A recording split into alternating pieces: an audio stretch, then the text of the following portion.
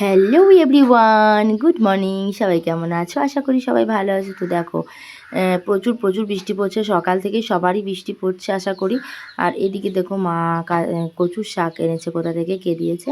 কচু শাক আজকে হচ্ছে কচু শাক রান্না হবে। তারপর সারাদিন আর কোনো ক্লিপ নিইনি।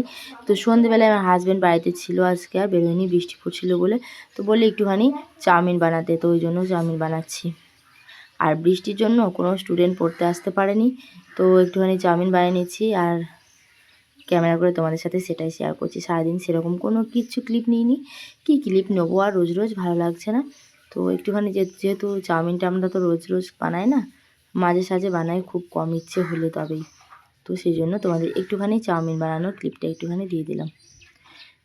তো যাই হোক, তো গুঞ্জা এখন চাউমিন খাবো খাবো করে লাফাচ্ছে, বাট চাউমিন হতে হতে কিন্তু গুঞ্জা একেবারে ঘুমিয়ে গেছে।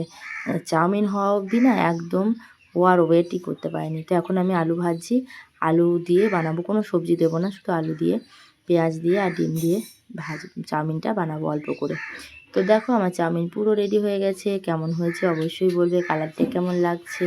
তো আজকের মতো টাটা। এই যে গুঞ্জার জন্য বেড়ে নিয়েছি।